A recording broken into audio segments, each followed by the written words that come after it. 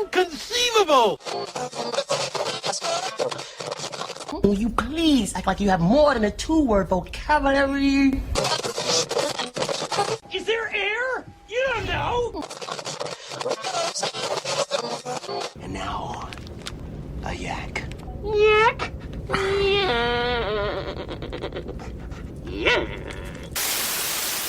Hey, don't touch that dial. You found Secular Yakking. I'm Robert. And I'm Amy. After years, No, many years of yakking at each other. we're here to yak at you. So sit back and enjoy the yakking. Hey, welcome back, everyone. I hope you had a wonderful week. I was wondering when you were going to say it. I just felt like, Kind of taking your sweet time. getting the Patient. Yeah. Alrighty. All right. Moving on. Please do. Twitter followers. We have some. All right. We have Pacific Secularist, Heathen Hippie, and Jeff McBride. Just three today? Just 3 this week. Everyone counts, though. Everyone so counts. Excellent. And you can follow us, too, at Secular Yakking. That's it? On Twitter, yeah. That's just secular? That's so generic. What was I supposed to call it? I don't know. That's just generic. Whatever. Fine, whatever. Hey, it's easy. That's why it's called at Secular Fine. Yakking. It just sounds like it should be more. I only get like 20 characters or something. Whatever. Anyway, I'm going to do some stories. All right, please do. Oklahoma politicians want to amend Constitution to support churches. Yes, because they don't have enough support. Yeah. On Thursday, April 21st, the House voted 65-7 for the resolution calling for a statewide vote on whether to remove the constitutional prohibition on the use of state funds to support a religion.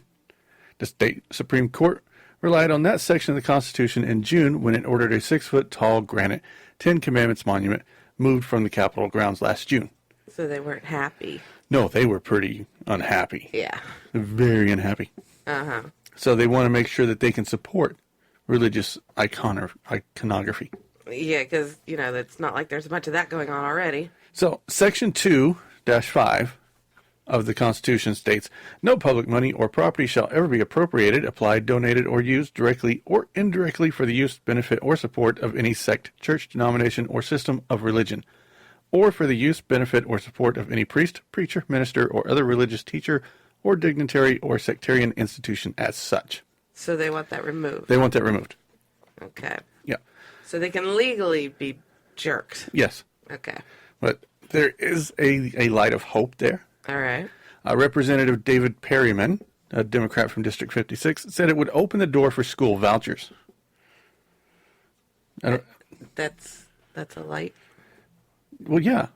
Uh-huh. I'm going to tell you why. Okay, please do. That's the same constitutional provision that prohibits vouchers and ESA, education savings accounts. It prevents public money from being used in private or religious schools. And so when you take the constitutional provision out, as SGR 72 does, what it does is open up the use for public money for vouchers. Oh, okay. He says repealing that provision of the Constitution was never about returning the Ten Commandments monument to the Capitol. He says it's about lawmakers looking for a backdoor way to allow school vouchers. And I tend to agree with him. Yeah. Because that's exactly what it would be used for. Now, because they're going to say it's for the Ten Commandments so that they can put those back up. Right.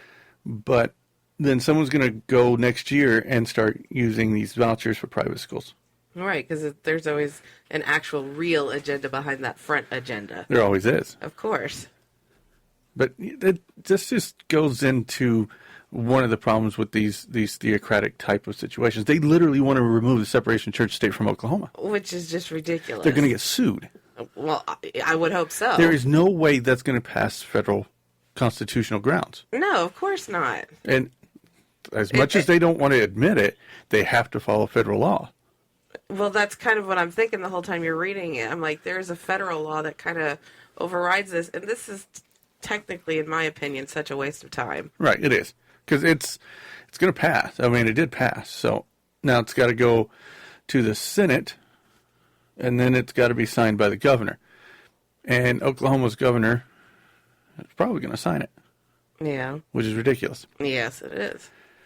But like I was saying, it doesn't pass federal constitutional muster. Right. And the problem is, I think a lot of these people from this area, and a lot of areas actually, don't think that federal constitutional requirements go to the state.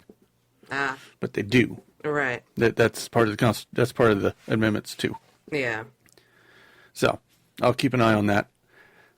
It will likely go through and be challenged, and we'll just have fun with it. Okay. Speaking of fun, Uh-huh. Satanic black mass causes Christians to panic in Oklahoma. They're freaking out because they want to have a mass. Black mass. Whoopee. A satanic black mass scheduled to be held in Oklahoma later this year is sending Christians into a panic. Over 100,000 angry Christians who fail to understand or respect the U.S. Constitution have signed a petition asking Oklahoma Governor Mary Fallin and the Oklahoma City Mayor Mick Cornett to cancel a satanic black mass scheduled at the Oklahoma City Civic Center on Monday, August 15th. Right, because, nobody else can hold any kind of ceremony whatsoever, just them. Right. So it's religious freedom for Christians. Exactly. That's exactly, yeah. Yeah. Here's part of the petition. Okay. It claims that every black mass is a direct and deliberate and sinful act of hatred against God. And here's a direct quote from it. All right. With my heart and soul, I express full, complete, and vehement rejection of the satanic black mass scheduled at the Oklahoma City Civic Center on August 15th. I urge you to cancel this event, which offends more than 1 billion Catholics worldwide, 200,000 Catholics in Oklahoma, and countless more God-loving Americans. Sacrilege is simply not free speech. They just don't get it, do they? Sacrilege is free speech. But no, okay, no, I totally agree with that. But they just don't get the whole, They don't get freedom of religion.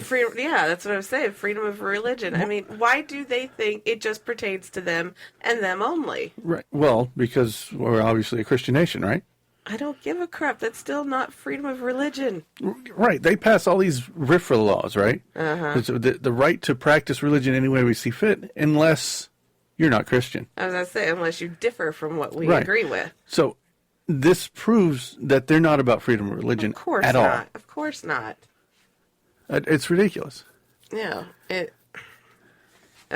I see nothing Yeah, good. there's a little more to this. All right. Tradition Family Property, a conservative Roman Catholic group, is sponsoring a petition to cancel the Black Mass. The group's student action director, John Ritchie, described the planned Black Mass as a double attack because God and his mother would be publicly vilified on city property. He says, to defile and smear the true Mass, the Blessed Sacrament, the Mother of Jesus, is not even remotely a form of religious expression, but rather a direct attack of anti-religious bigotry and hatred against God. Jeez. And when government buildings open their doors to allow satanic black mass that offends God so deeply, it begs the question, where's our beloved nation headed? Are we still one nation under God? So would they still feel the same way if they needed, a Muslim group that wanted to come in and have a ceremony? Of course they would. They would have issue with that as well. Oh, I'm it's sure like they would. Anyone who isn't them, they're going to have issue with. And I love how little Oklahoma is the problem of the whole world of Catholics. Oh, yeah. You know how you mentioned the world's worth of Catholics? Because this one thing that Oklahoma City is doing is going to offend the world. Yeah, it is, obviously. That's so absurd and so self-centered and selfish. I know, it's ridiculous. I mean, why can they not just be... I was going to say open-minded, but that's not the right word. Why can't they just, be all-inclusive and accepting? Well, they tell us all the time, why can't you respect my religious beliefs, right? Right. Why do you have to, tell us that, I lost my train of thought. So it's basically, they're constantly telling us to stay out of their religious business, that they should be able to do whatever they want. Right. And if they want to have a religious ceremony, a national day of prayer, we're supposed to leave them alone. or an invocation at city council meetings, or in God We Trust on their bumpers, then why the hell can't we allow a black mass? Why can't they be accepting of anything besides themselves? Right. It's the pure hypocrisy of the whole It's whole thing. extremely. I mean, the fact that they sit there and whine, oh, we should have the right to say or do what, blah, blah, blah, respect us, but yet, they're the first damn one to not respect anyone else. I know. Speaking of not respecting anyone else. Hey, this would be segue to a news story. Yeah. A new book claims Christopher Hitchens considered Christianity near death. Yeah, sure he did. No, he did not. A new book by Christian author Larry Alex Taunton An evangelical Christian who knew Christopher Hitchens for 3 years makes the claim that Hitchens had privately considered converting to Christianity before his death in his new book. Oh, that's such BS. The book is named The Faith of Christopher Hitchens, the restless soul of the world's most notorious atheist. So he wrote this. Yes. And that just seems, I don't know, to me that seems wrong to write a book about anyone like that and to claim something in their name based on your opinion, basically. Right. So I remember following the slow death of Christopher Hitchens because, that sucked. Yeah, it was horrible. And he said on several occasions that if there is a rumor of my deathbed conversion, no, it was not me. That I was not in my right mind. Yes, I remember that. Right. So this guy says he alludes strongly to Hitchens' conversion, acknowledges in his books that he has no reports of deathbed conversions for Hitchens, but continues to speculate that the author of God Is Not Great sought out the church before his death in 2011. So wait, back up. So you just said that he said that Hitchens never actually said anything? No. So then what's his claim? Here's his claim. At the end of his life, Christopher's searches had brought him willingly, if secretly, to the altar. Precisely what he did there, no one knows. He continued by claiming that Hitchens believed that he was too famous of an atheist to admit he had a change of heart. Oh, bull. I am telling you, the way Hitchens spoke, if he'd have had a change of heart, he would have damn well said it. Yeah, he was not a shy man by any means. Yeah, Steve Wasserman, a friend of Hitchens for more than 30 years, calls the book's claim petty and appalling. I agree. And he says, I'm not in the position to dispute what Taunton says were private conversations. But I really think it's a shabby business. It reveals a lack of respect. This is not a way to debate Christopher Hitchens' beliefs. The report unverifiable conversations, which amazingly contradict everything Christopher Hitchens ever said or stood for. Now, to me, this just seems like a publicity ploy. It feels like it. Truly. I completely disagree with this, and I actually think that it's very disgusting. It is. So, that's just the thing. We on our side have claimed several times that Mother Teresa may have had late life conversion to atheism. Oh, uh-huh. But we have her writings that say that she has started questioning her faith towards the end of her life. Uh-huh. We have nothing like that from Hitchens. In fact, his last book, Mortality, was very much still the anti-religion. Well, exactly. That's what I was going to say. He has a history. He's got nothing derailed, I guess you could say. Right. He never derailed from what his original thoughts. Whereas with Mother Teresa, like you said, there is proven little tidbits here and there that show possibilities of it. Where with Christopher Hitchens, there was never anything. No, there was never a doubt. Even to his last breath, there was never a doubt. And if I remember reading right, his wife was with him when he died, and there was nothing, no deathbed conversion ever. Yeah, I just think this is a really disgusting publicity ploy, and I think it's really despicable. Yeah. But and very tasteless. I won't be buying his book. You think?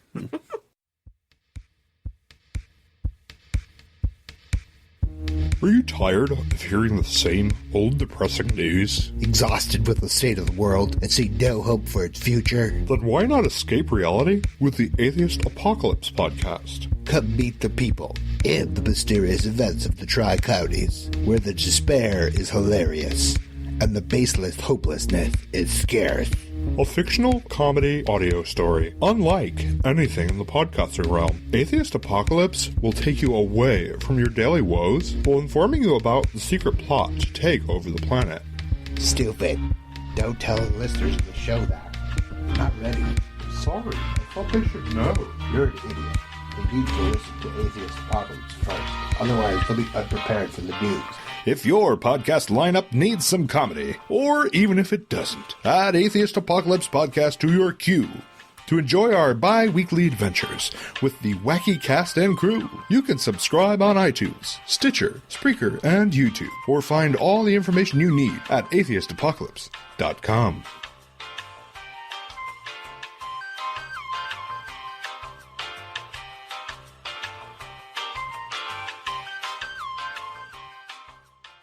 In other news, Yes, dear. God demands USA removing God we trust from its currency. Does he now? Yes. The Lord God above Okay, who's he talking to now? held a press conference to demand the United States of America remove the words "in God we trust" from their national currency. Wait. Back up that choo-choo. You said God held a press conference? Yes. Did he now? Okay. Now, I'm going to be upfront on this one. This is a parody account, obviously. Okay, I hope so, because seriously? Yeah, that's. I think it's God on Facebook. Maybe not. But the website is called The Good Lord Above, and I know it's a satirical account. But see, that's why I I'm think the getting story is irritated. really cool. Okay, that explains why I'm getting really irritated, because it's just weird. So, this is a quote from the press conference. Mm-hmm. The Lord God demands you remove the phrase "in God we trust" from thy filthy money at once. Boom, God from the holy podium. I don't want to be associated with the USA anymore. It is a silly place, full of many stupid idiots. Okay. He was also angry about the implied responsibility for continued well-being of the United States of America. It's like they're trying to shame me into always keeping them safe and rich. Why are they putting all this on me? God bless you. God bless America. In God we blah, blah, blah, blah. Just leave me alone, you freaks. That's a weird story. I liked it. It was funny. God has given Congress 10 days to pass legislation removing the phrase "in God we trust" from its currency. If not, the USA may be in store for several plagues. Awesome. Another quote. It's been a while since I've attacked a country with plagues. This time I will strike with the plague of bills, a plague of lost cell phones, a plague of shitty reception, a plague of lead-contaminated water, a plague of voting irregularities, a plague of horrible presidential candidates, and a plague of unforgivably stupid idiots. Smite. Oh my gosh, it's happening as we speak. Prophecy is being fulfilled. It's so scary. Let's run. Anyway, yeah, I just thought we needed a little levity before we head back to Oklahoma. We're going to Oklahoma again? Yeah, I fell in love with Oklahoma this week. What is wrong with you? I don't know. I am an old man, and most people hate me, but I don't like them either, so that makes it all even. That's right, folks. It's time for the Potter Award. And yes, we're going back to Oklahoma. I cannot believe we're going back to Oklahoma again. Yeah. Sticking with our Oklahoma theme, we are looking at the actions of Republican State Representative Dave Brumbaugh. I think that's how you say his name. Yeah, okay, sure. He's making a list because of the laws and bills he proposes in the legislature. So we'll start with a nice, easy one. All right. Oklahoma H.R. 1063. A resolution commemorating the 60th anniversary of the national motto, which is coming up this year, by the way. Uh-huh. Supporting and encouraging its public display. And this is directly from it. Now, therefore, it be resolved by the House of Representatives of the second session of the 55th Oklahoma Legislature that members of Oklahoma House of Representatives commemorate the 60th anniversary of the adoption of the national motto, "In God We Trust," that members of the Oklahoma House of Representatives support and encourage the public display of the national motto. Okay. I zoned out. What? You always zone out when I read laws. I don't know what your problem is. I don't know what your problem is. Anyway, they're saying, yay, 60th anniversary of "In God We Trust" being our national motto. Please post it everywhere. Okay, that's kind of what I got.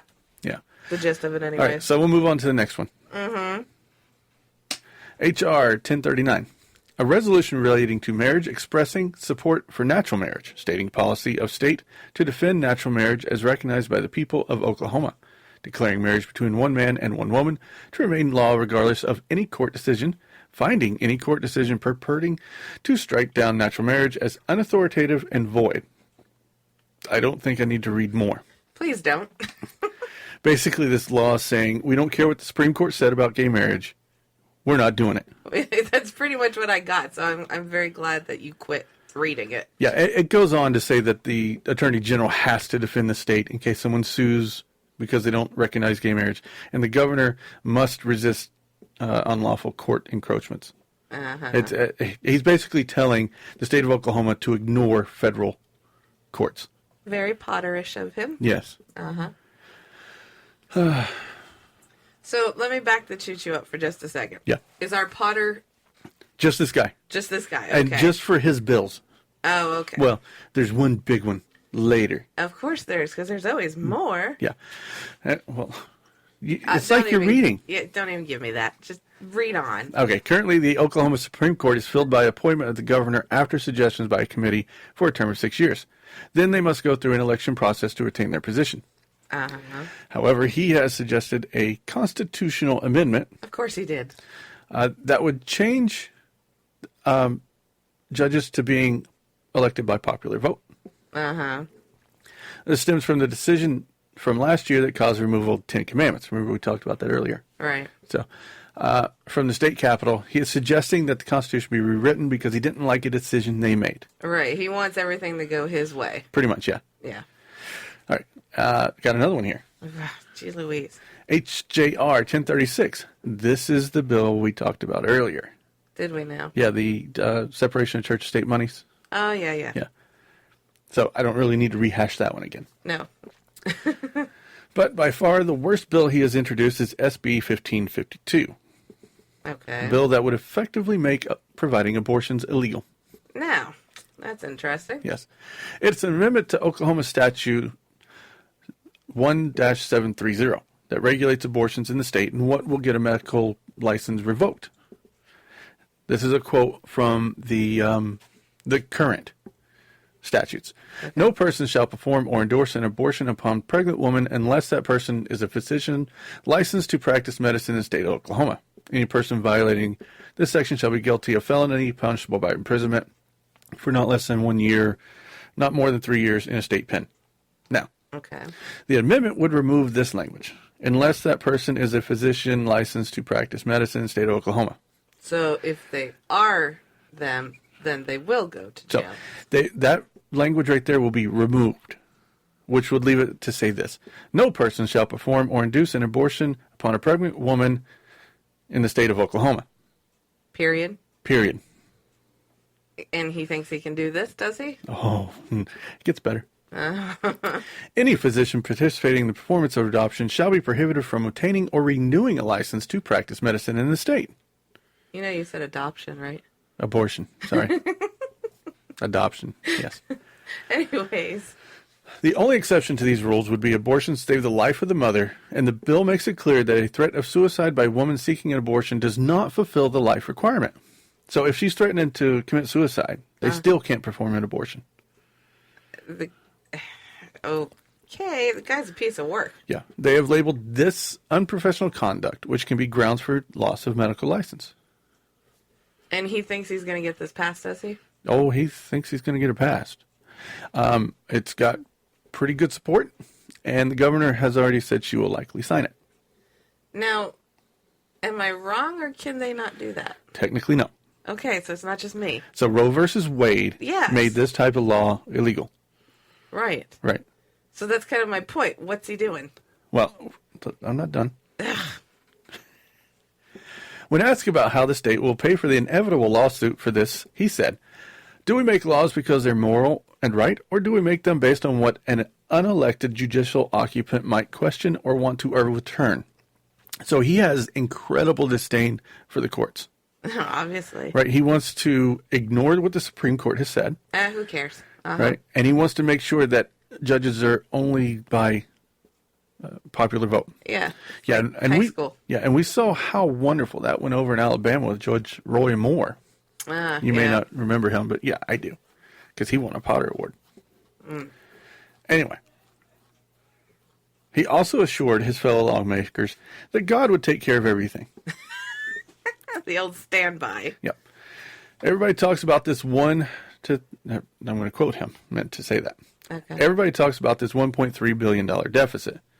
If we take care of morality, God will take care of the economy.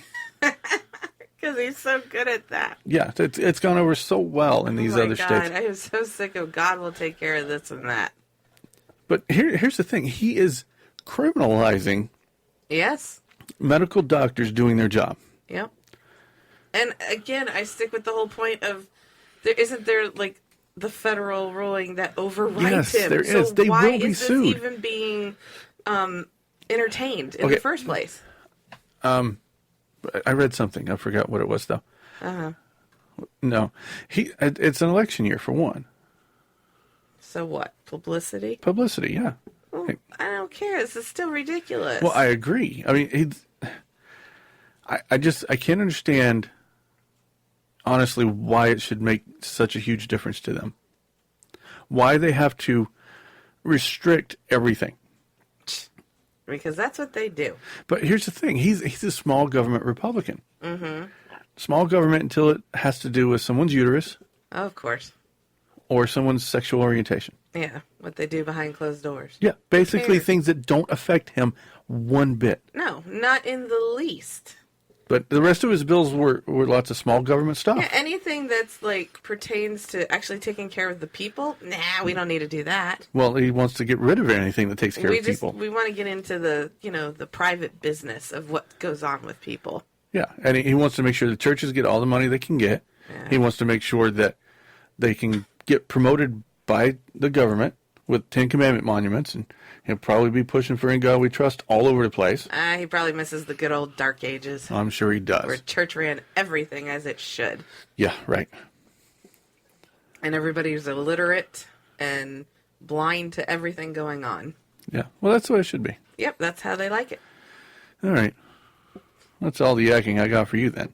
I'm good with that, because that's just ridiculous. All right, we'll see you guys next week. We always like to hear your feedback, so leave us a voicemail at 704-802-YAK or an email at podcast@secularyakking.com. More input. All comments are welcome. We like to hear the good, the bad, and the ugly.